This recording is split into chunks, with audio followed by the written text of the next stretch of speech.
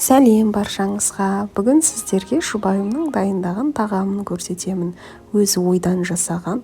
Негізі ер адамдар әйел адамдарға қарағанда тағамды өте дәмді дайындайды. Ал ендеше кеттік. 2 дана жұмыртқасына жарты пилай ұн қосып, және де 4 дана сарымсақ қосып, және де 700-800 граммдай бауыр қосты. Маңызды емес, қойдікі болсын, сиырдікі болсын, жылқыныкі болсын. Соның барлығын бауырды майдалап турап, осының барлығын жақсылап тұрып араластырды.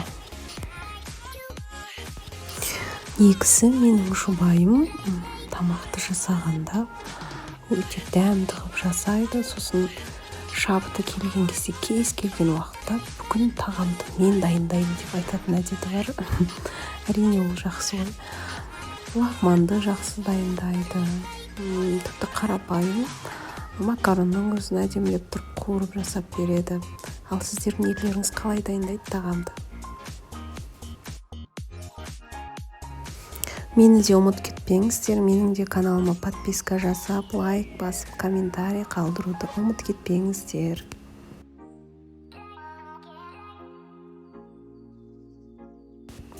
Қазанға майды құйып, қыздырып, 1 дана жуаны салып, қуырып алды. Одан соң үстіне жарты шай қасыққа жетпейтін соя құйды. Оны да жақсылап араластырды.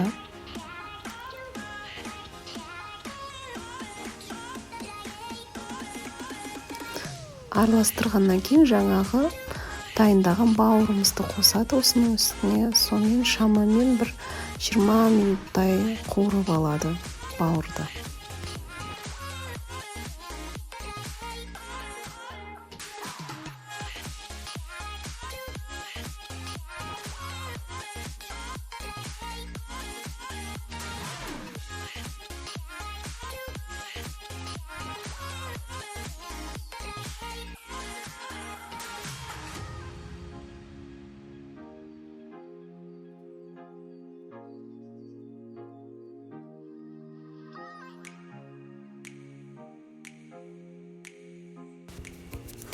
Бір шай қасықтай тұз қосты, одан соң дәмдеуіштерден қосты.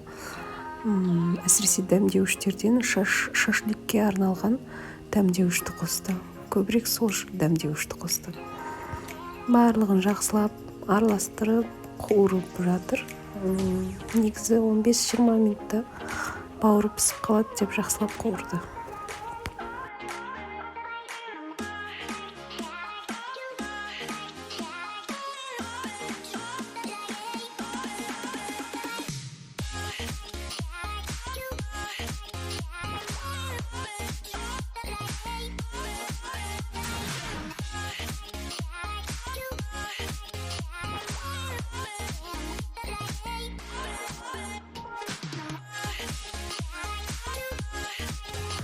Тағы да үстіне 2 дана сарымсақты теркадан өткізіп, оны да қосып қуырды.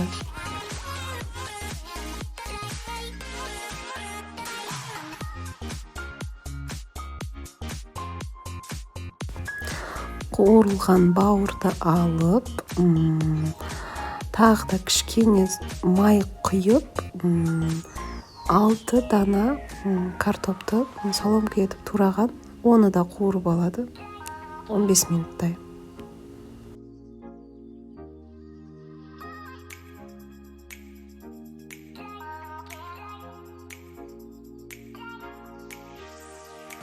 Міне картопымызды салып жатыр. Арасында ғана ақ 1 дана сарымсақты да соломка етіп тураған. Негізі менің жұбайым сарымсақты өте қатты жақсы көреді, бірақ соның жасаған тағамы, сарымсақпен жасаған тағамы өте дәмді болып шығады. Сіздер де солай жасасаңыздар болады. Картопқа да өзінің тұзын қосып жатыр. Шамамен 1 шай қасықтай тұз қосты.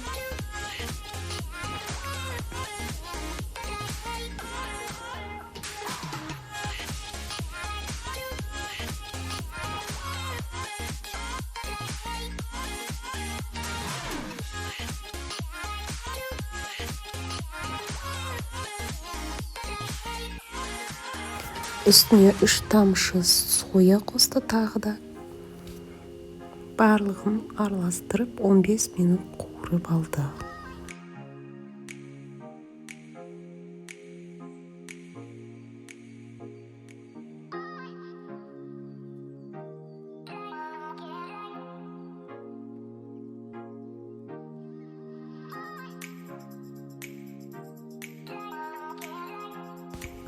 Ең соңынан жаңағы қуырылған бауырды қосып, тағы да аз ғана 5 минутқа қазанды жауып қойып қойды.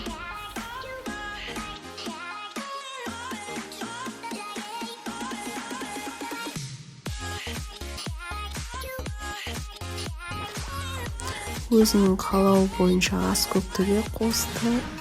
Міне осымен тағамы дайын, салып дастарханға қойды. Сіздерге ұнаған болса, каналыма подписка жасап, лайк басып, комментарий қалдыруды ұмытпаңыздар.